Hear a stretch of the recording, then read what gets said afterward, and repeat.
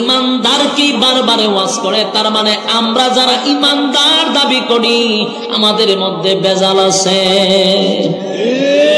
বেজাল থাকার কারণে আমাদেরকে আল্লাহ বারবার সতর্ক করে বলে, ইয়া আইয়ুহাল্লাযীনা আমানুত্তাকুল্লাহা হাক্কা তুকাতি, হে ঈমানদারেরা আমি আল্লাহকে ভয় কর।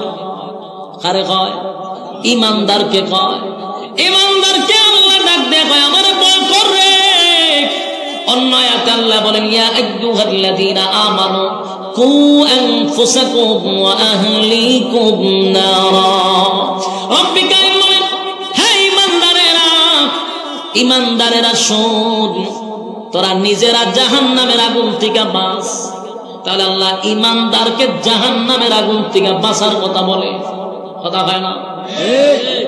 মাদারীপুরের মায়েরা দিন, এটা কি বরিশাল পড়ছে? ওমা আমি তো মাদারীপুর, এটা বরিশালে পড়ছে। আমি কি বরিশাল ওয়াজ করতেছি? তাহলে বরিশাল, আচ্ছা বরিশাল পর্যন্ত এসে পড়ছে। তাহলে আবার শুনুন, রব্বি কারীম বলেন, ইয়া আইয়ুহাল্লাযীনা আমানু, এখানে ঈমানদারকে ডাকে, ইয়া আইয়ুহাল্লাযীনা আমানুত্তাকুল্লাহা হাক্কা তুকাতি, ঈমানদার কি বলে ভয় করার জন্য। ইয়া আইয়ুহাল্লাযীনা আমানু কু আনফুসাকুম ওয়া আহলিকুম নারা, ঈমানদারকে বলে জাহান্নামের আগুন থেকে বাঁচো, কথা হয় না? ঈমানদারকে ঈমানের ওয়াজ করে মালিক। ঈমানদার কি তো বারবার ওয়াজ করে ঈমানের। ঈমানদার কি আল্লাহ বলে ভয় কর।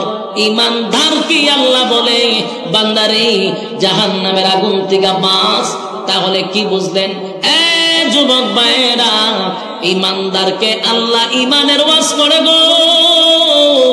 তার মানে আমরা যারা ঈমানদার দাবি করি আমাদের মধ্যে মারাত্মক কোন বেজাল আছে। বেজাল যদি না থাকতো তাহলে আল্লাহ তো জানে আমরা ঈমানদার। ঈমানদারে তো ওয়াজ করার দরকার নাই, আল্লাহ করতো সব কাফেররা রে। কিন্তু আল্লাহ কয় ঈমানদার দাবি করস কিন্তু ভিতরে ঈমান নাই, কথা হয় না? দিলের কান লাগায় শুনবেন, প্রতিটা কথা হয়তো আপনার জীবনের গুরুত্বপূর্ণ কথা হতে পারে।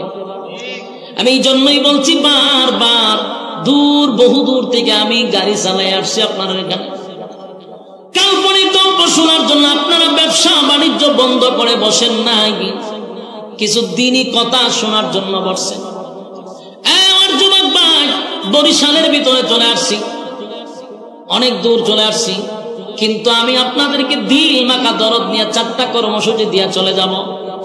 আল্লাহ বলেন, 4টা কর্মসূচি যারা পালন করবে রে আমি তাদেরকে ক্ষতিগ্রস্ত হতে দিব না। আর যদি 4 কর্মসূচি পালন না করো, আল্লাহর কসম, আল্লাহর কসম, আল্লাহর কসম, আমাদেরকে ধ্বংস থেকে কেউ বাঁচাইতে পারবে না। রব্বি কারীম বলেন, ইল্লাল্লাযীনা আমানু, ঈমান আনো আমি আল্লাহর উপরে। তার মানে ঈমানদারকে ঈমানের ওয়াজ করার মানেটা কি হলো?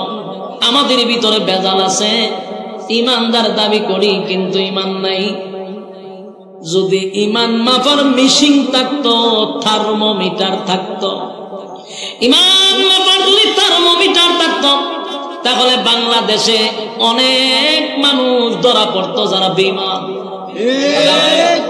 বহু দাড়িওয়ালা ধরা পড়তো বেঈমান, বহু হাজী সাহেবরা ধরা পড়তো বেঈমান, কথা হয় না? কিন্তু থার্মোমিটার নাই।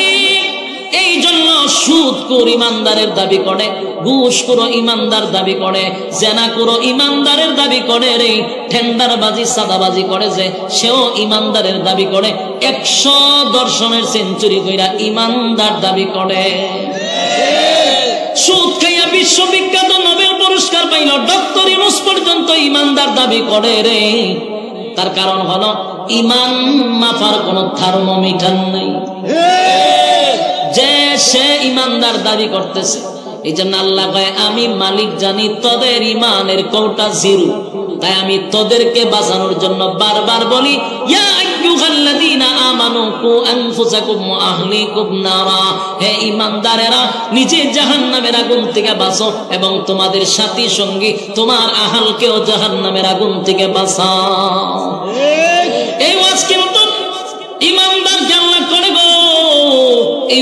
বেঈমান রে মালিক করে না, কারণ আমাদের ইমান এত দুর্বল, এত দুর্বল, এত দুর্বল। 5 টাকার একটা চার কাছে ইমান বিক্রি হয়।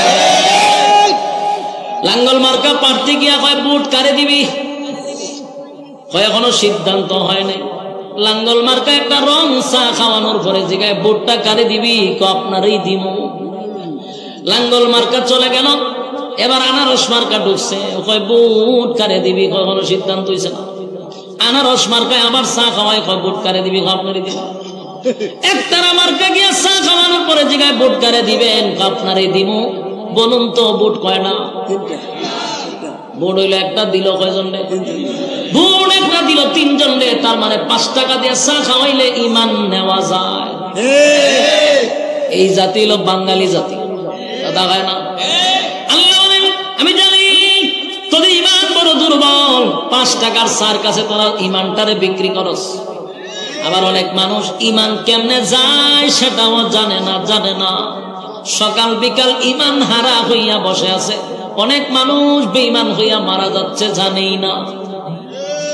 মনে করছে আমি তো ইমানদার, নামাজ পড়ি 5 ওয়াক্ত নামাজ পড়ি, রোজা রাখি, হজ করি, যাকাত দেই, কিন্তু বেঈমান হইয়া বসে রয়েছে, বলতেও পারে না।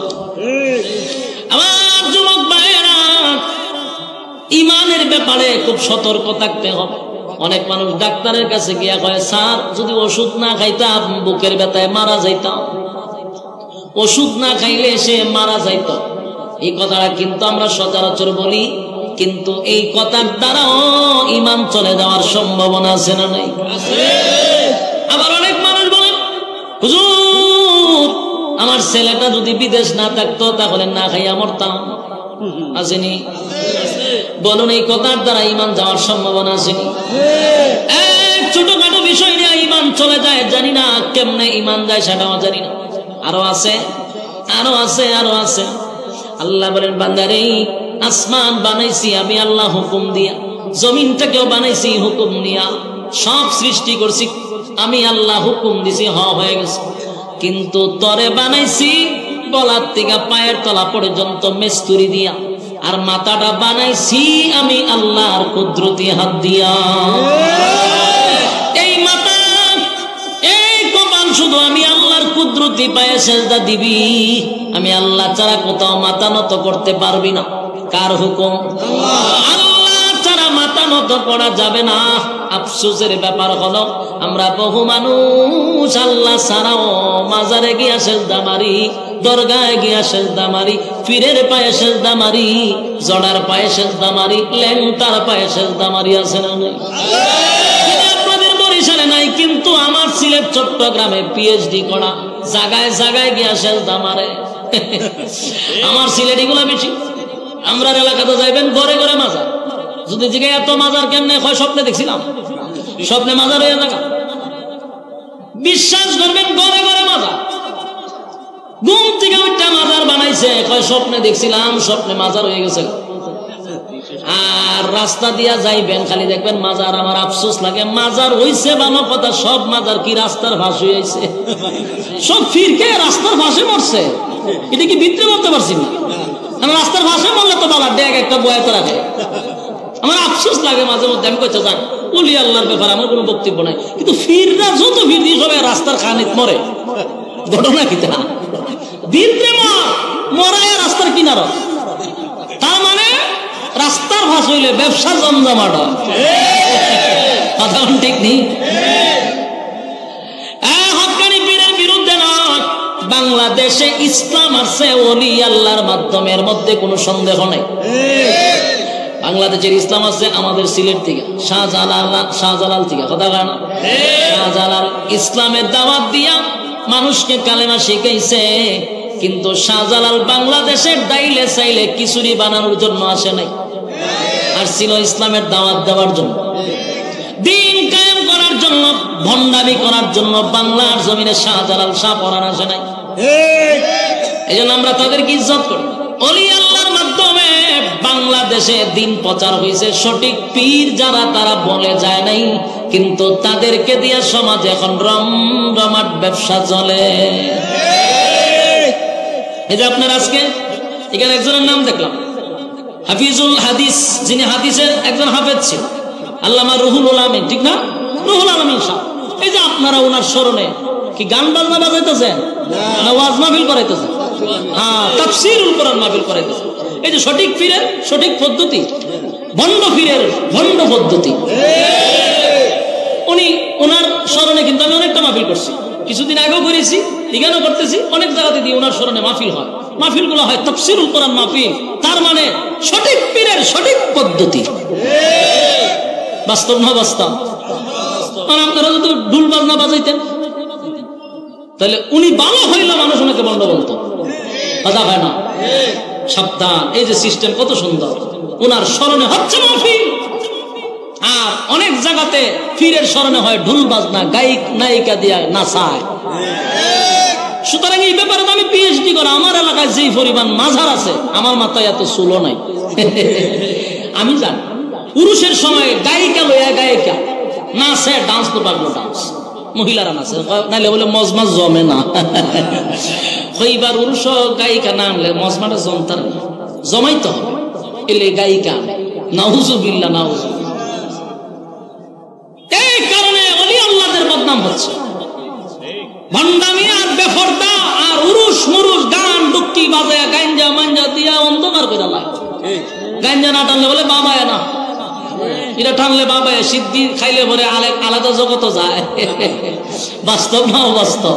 কথা কয় না? আল্লাহ আপনাদেরকে হেফাজত করছে, একজন ভালো মানের একজন আলেম আপনাদের এলাকায় বিচরণ করেছেন, আমি শুনেছি ওনার কারগুজারি অসংখ্য হাদিসের হাফেজ ছিল। আলহামদুলিল্লাহ, রুহুল আমিন সাহেবের কবরটাকে জান্নাতের উচ্চ মাকাম দান করুক, আমিন। এই যুবক ভাই, যেই কথাগুলি বলতেছিলাম, আপনারা কি আমার কথা শুনে রাগ হইছেন? রাগ হইলে আমি কি করব? কথা কি আমি মন গড়া কইছি না আল্লাহর কথাই বলছি? আল্লাহ রাব্বুল আলামিন বলেন, বান্দার এই মাথাটা দিছি আমারে সাজা দিবার লাগা। এই মাথা মাজারের জন্য না, বাজারের জন্য না, দরগার জন্য না, ফিরের জন্য না, মাথা কার জন্য? আল্লাহর জন্য মাথা। এই মাথা যদি ল্যাংটার তলে ডুবাই দেয়, সাবধান। আল্লাহ বলে, আসমান বানাইছি আমি, 7 আসমান বানাইছি, 7 জমিন বানাইছি, ফেরেশতা বানাইছি, কুল কায়নাত বানাইছি। কেমনে জানো? ইন্নামা আমরুহু ইযা আরাদা শাইআন আইয়াকুলা লাহু কুন ফায়াকুন। আল্লাহ রাব্বুল আলামিন বলেন, মাসুদ, আমি আল্লাহ বলছি হ তো হয়ে গেছে, কিন্তু মানুষরে হুকুম দিয়া বানাই নাই, মানুষ বানাইছি আমি আল্লাহর কুদরতি হাত দিয়া। একমাত্র মানুষ সাজদা করবে আমি আল্লাহকে, মানুষ গোলামি করবে আমি আল্লাহর। যুবক ভাইরা, আল্লাহ বলেন ঈমান আন আমি আল্লাহর উপরে, কিন্তু সেজদা যদি মারস মাজারে, ঈমান গেছে বাড়িতে। কথা হয় না? ঈমান থাকে না, কিন্তু আপনি নামাজও পড়তেছেন, তাহাজ্জুদও পড়তেছেন, কিন্তু ঈমান তো গিয়ে বই রয়েছে। আপনি বেঈমান হইয়া বসে রয়েছেন, বলতেও পারেন না। আবার অনেকের সন্তান হয় না তো চায় আল্লাহর কাছে, আবার বাবার কাছেও চায়। বাবার কাছে চাওয়ার মানে আল্লাহ পারে না, কথা হয় না? উদ্দেশ্য কি তা? বাবার কাছে না, আল্লাহ পারতেছে না, নাউজুবিল্লাহ। সন্তান চাইবো কার কাছে? আল্লাহর কাছে চাওয়া ছাড়া ব্যতীত অন্য কারো কাছে চাইলে ঈমান শেষ। তাই আমরার মধ্যে এত দুর্নীতি ঈমানের মধ্যে, আল্লাহ জানেনি। এই কারণে আল্লাহ আমদারই ওয়াজ করে, রে ঈমানদার ঈমান আন। বলুন খারে কর ঈমানদার রে আল্লাহ ভাই ঈমান আন। তার মানে আমার মধ্যে বেজাল আছে, আমরা ঈমান টিকে না, কথা বল না? ঠিক, আমরা ঈমান সকালে আছে বিকালে নাই, সকালে আছে বিকালে নাই। আল্লাহ জানে, এই জন্য আল্লাহ বারবার কয় ঈমানদাররা রে ঈমান আন। বেজাল আছে, কথা বল ঠিক নেই? ঈমান আনতে বলেন, দিলের কান লাগায় শুনেন, ঈমান তো আনছি, কিন্তু ঈমান টিকায় রাখতে হবে, কথা হয় না? ঈমানের ঘরে যেন কোনো ফরমালিন না ঢুকে। ঈমান আনছি তো সাহাবায়ে কেরামদের মতো ঈমান আনতে হবে। আরেকটা কথাও জানায়া দেই, যার ঈমান যত মজবুত, ঈমান যত শক্তি, তত পরীক্ষা আপনার উপরে আসবে। আপনি যদি পাক্কা ঈমানদার হন, ঈমানের গজবা আপনার বেশি হয়, ঈমানের হালত উপরে চলে যায়, অপেক্ষা করবেন, আপনার উপরে পরীক্ষা আসবে। পরীক্ষায় যদি উত্তীর্ণ হতে পারেন, আল্লাহর কসম জান্নাতের উচ্চ মাকাম আল্লাহ দিবে। যুবক ভাইয়েরা, ঈমান সবচেয়ে বেশি গুরুত্বপূর্ণ দামি জিনিস, তার নাম হলো ঈমান। কথা হয় না? আরো ভালো করে শুনেন, আপনার যদি সাগরের দরিয়া পর্যন্ত গুনাহ হয় রে, পাহাড়ের পরিমাণ যদি গুনাহ হয়, সাগরের ফেনা পরিমাণ যদি গুনাহ হয়, আল্লাহ বলেন অসংখ্য গুনাহ লইয়া যদি বান্দা আমার কাছে মাপ চায়, আর বান্দা যদি বুঝতে পারে যে আমি গুনাহ করছি, গুনাহ করতে করতে করতে করতে যদি পাহাড় পরিমাণ গুনাহ হয় গো, একটা পর্যায়ে যদি বান্দা বুঝতে পারে গুনাহ করে ফেলেছি, অন্যায় করে ফেলেছি, অপরাধ করে ফেলেছি, আল্লাহ এমন গুনাহ করছি মালিক, আমার গুনার দিকে তাকাইলে মাফের কোনো আশা করা যায় না। আল্লাহ আমি তো গুনাহ করছি, তুমি আর ছাড়া কেউ জানে না।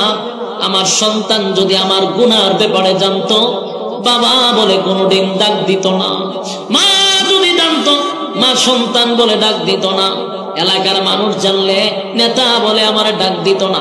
এত বড় গুনাহ করছি, আল্লাহ তুমি জানো, তুমি মাফ করে দাও।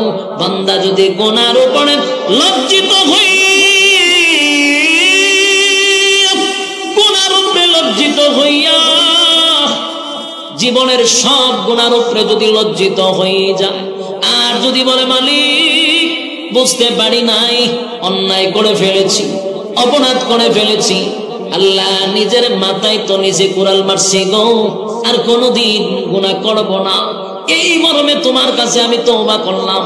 বান্দা যদি গুনাহ করে আর মালিকের কাছে তওবা করে, নজুলে রহমতের সময়, যে সময় পশু পাখিরা ঘুমায় যায় গো, যেই সময় মানুষ তার স্ত্রী পুত্র লইয়া ঘুমায়, যেই সময় বনের পশু পাখিরা ঘুমায়া যায়, গভীর রজনীতে বান্দা যদি গুনার জন্য আল্লাহর কাছে ফরিয়াদ করে, আর বান্দা যদি চোখের পানি ছেড়ে দেয়, আল্লাহ বলে ফেরেশতারা রে আমার বান্দা কেন কান্দে? ফেরেশতারা কয় মালিক আপনার বান্দা জাহান্নামের ভয়ে কান্দে গো মালিক,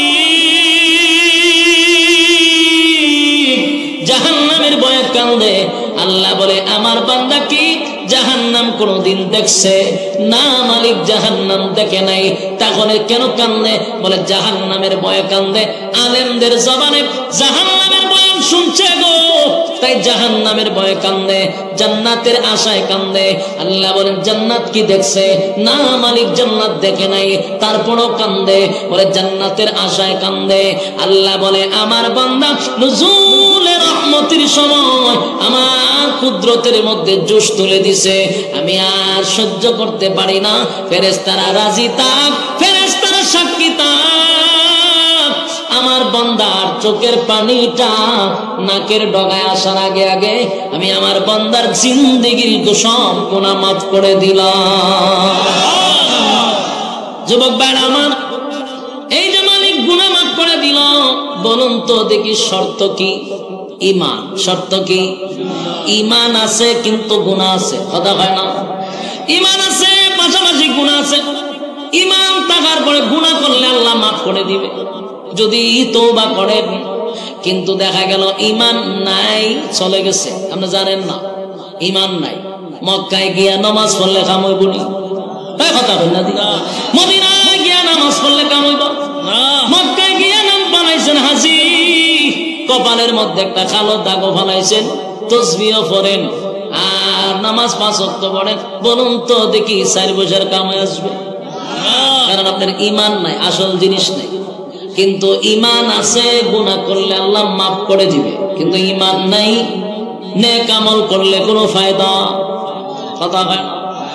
এই যুবক ভাই, আরেকটা কথা হলো, বান্দা যদি ভিতরে ঈমান রাখে আর সে যদি গুনার কারণে জাহান্নামে যায়, জাহান্নামে যাবে, গুনার কারণে যাবে, জাহান্নামের আগুন দিয়ে আল্লাহ পোড়াবে, জ্বালাবে, এটাও সত্য। কিন্তু একটা সময় ঈমান আনার কারণে আল্লাহ জাহান্নাম থেকে উঠাইয়া জান্নাতের ভিতরে ঢোকাবে। সুবহানাল্লাহ। এটা একমাত্র কারণ হলো ঈমান, ঈমান, ঈমান। কথা বল না। ঈমান থাকার কারণে মালিক আপনাকে জাহান্নাম থেকে উঠাইয়া জান্নাতে ঢোকাবে, শুধু ঈমানের কারণে। কিসের কারণে? তাহলে এক নাম্বার হলো ঈমান। এক নাম্বার কি? আর এরপরে কথা হলো ঈমান আনছেন, ঈমান আছে আপনার কাছে, কোনো ভেজাল নাই, কিন্তু পরীক্ষা আছে। কি আছে? একটা কথা শুনে রাখবেন, পরীক্ষা ছাড়া, উত্তীর্ণ না হওয়া ছাড়া জান্নাতে যেতে পারবেন না। কথা কেন? জান্নাতের সার্টিফিকেট প্রাপ্ত সাহাবী ছিল 10 জন। আল্লাহ দুনিয়াতেই তাদেরকে ঘোষণা করছে লোকটা জান্নাতি, এটা জান্নাতি, এটা জান্নাতি। ঠিক কিনা বলুন তো দেখি? এমনি এমনি জান্নাতি হইছে না ঈমানের পরীক্ষা দিয়া? ঈমানের পরীক্ষা দিয়া জান্নাতি হইছে গো। তোমার আমাকেও ঈমানের পরীক্ষা দিতে হবে। হামলা হতে পারে, মামলা হতে পারে, হেস্তনস্ত হতে পারে, ঈমানের উপরে অটল থাকতে হবে। যেমনি ভাবে ফিলিস্তিনের উপরে এখন নির্যাতন শুরু হয়েছে, প্রতিদিন ছোট ছোট মাসুম বাচ্চাদের লাশ মা বাবের সকালবেলা দেখতে হয়, লাশের মিছিল শুরু হয়, হসপিটালে গেলে হসপিটালে বোমা মারা হয়, ছোট ছোট বাচ্চাদেরকে মারা হচ্ছে, মা বোনদেরকে মারা হচ্ছে, কিন্তু তারা সব দিতেছে, ঈমান দেয় নেই।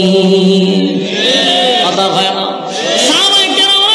সব দিল, ঈমান দিল না। একবার কিছু মুনাফিক মার্কা মুসলমান, ওই যে আমরা যারা ইমানদার দাবি করি, সুদ খায়ও যারা ইমানদার দাবি করি, ঘুষ খায়ও যারা ইমানদার দাবি করি, দেখতে তো ইমানদারের মতোই লাগে। কথা হয় না? কিন্তু মিটার দিয়া মাপলে দেখা যায় ঈমান নাই। কথা কম। এমন কিছু লোক আল্লাহর হাবিবের দরবারে গেল, নবীজি সাহাবায়ে কেরামদেরকে লইয়া বসা। এমন সময় মক্কা থেকে 8-10 জন লোক গেছে। গিয়া হয় নবী গো, দূর, বহু দূর থেকে আসছি গো নবী, মক্কা থেকে দৌড়াই আসছি, মক্কা থেকে দৌড়াইয়া মদিনায় আসছি। আগো নবীজি, মক্কা থেকে দৌড়াইয়া মদিনায় আসছি। এটা বন্ধ করেন না।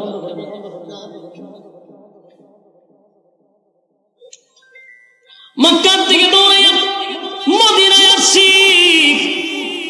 আমরা আপনার কাছে আসছি একটা বড় প্রয়োজনে।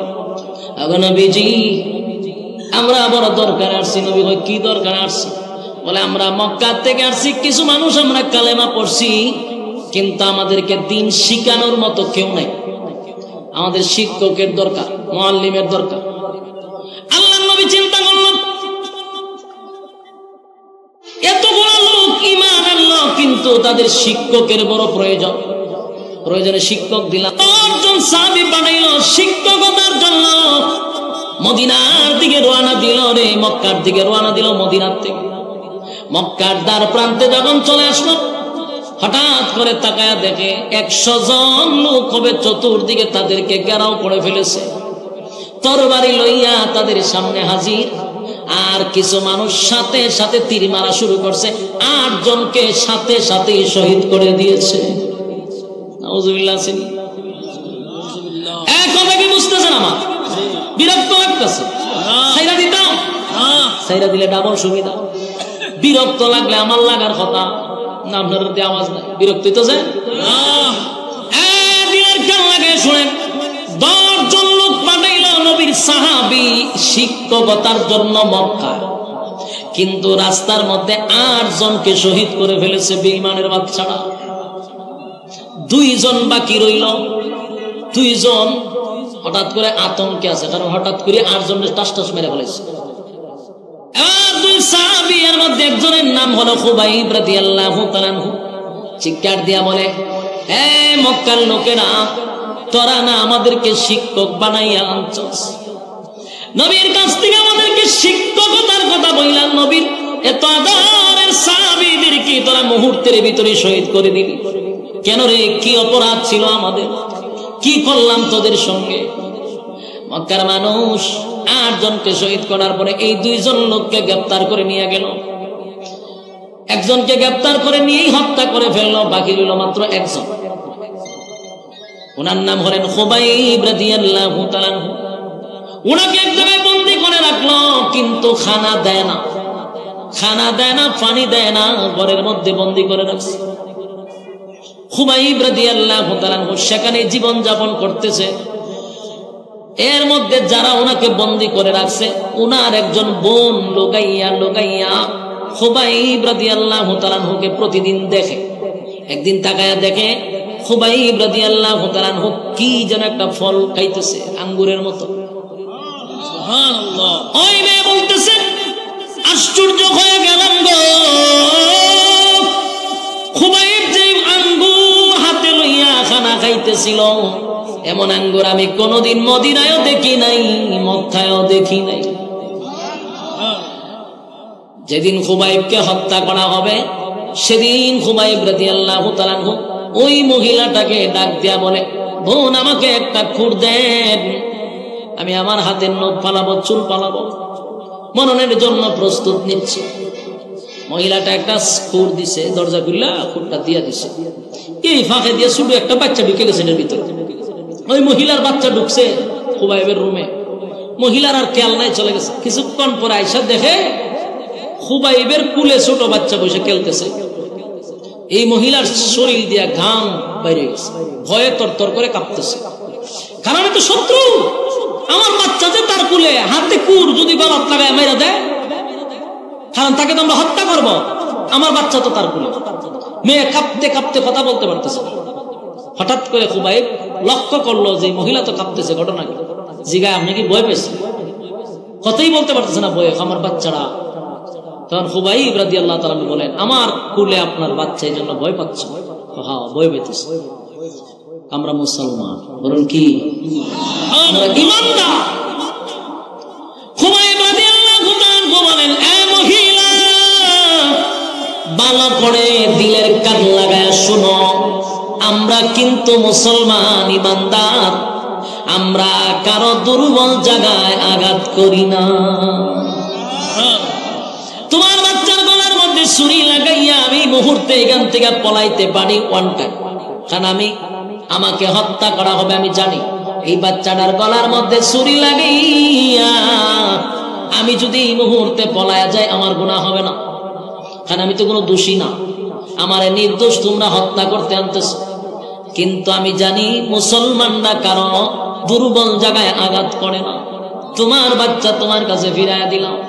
ওই খুবাইব রাদিয়াল্লাহু তাআলা আনহুকে বেঈমানের বাচ্চারা বলল, খুবাইব তোমার আচরণে খুশি, তোমাকে আমরা ছেড়ে দিব, শর্ত হলো ঈমান ছেড়ে দাও। শর্ত কি? ঈমান ছেড়ে দাও, তোমারে ছেড়ে দিব। খুবাইব কয়, বেঈমানের বাচ্চারা শোন, আমি 100 বার 1000 বার শাহাদাত বরণ করতে চাই, আবার যদি আল্লাহ জীবিত করে আবার শাহাদাত বরণ করব, আবার যদি জীবিত করে আবার করব, কিন্তু ঈমান দিব না। সুবহানাল্লাহ। এই যুবক ভাই, ঈমানের এত দাম, ঈমানের এত দাম, ঈমানের এত দাম। খুবাইব রাদিয়াল্লাহু তাআলা ঈমান দিল না। বেঈমানের বাচ্চারা রাগান্বিত হইয়া খুবাইব রাদিয়াল্লাহু তাআলাকে একটা গাছের সঙ্গে বেঁধে দিল। সেখানে ওনারা হাতে পেরাক মারতে লাগলো। পেরাক খাটের সাথে এইভাবে পেরাক মেরে দিছে, হাতের সঙ্গে পেরাক মারছে, পায়ের সঙ্গে পেরাক মারছে, লড়তে পারে না, পেরাক দিয়া ওনাকে আটকায়া দিল। আর কষ্ট দেওয়া শুরু করলো, তরবারি লাগা দিয়া নবী সাহাবী খুবাইব রাদিয়াল্লাহু তাআলা শরীর এইভাবে গাওয়াইতে লাগলো, এইভাবে গাওয়াইতে শুরু করলো। উনি চিৎকার দিয়া বলেন, বেঈমানের বাচ্চাগুলি বল, আমি কি অপরাধ করছিলাম? নবীর কাছ থেকে আমারে উস্তাদ লাগবে বইলাম, এলেম শিখানোর কথা বইলাম, প্রতারণা কইরা আমাদের কাইনা 10 জনকে হত্যা করলি, কি অপরাধ ছিল বল? এরা বলে, তোমরা বদরের যুদ্ধে আমাদের বাপ চাচারে মারছ, এই জন্য প্রতিশোধ নিতে আনছি। খুবাইব রাদিয়াল্লাহু তাআলাকে কঠিন থেকে কঠিন শাস্তি দিতে দিতে তারপরে দুনিয়া থেকে বিদায় করছে, শাহাদাত বরণ করছে। বলুন তো দেখি, উনি কি ঈমান দিছে? না, ঈমান দেয় না। ইমান দেয় নাই, ইমান দেয় নাই, ইমান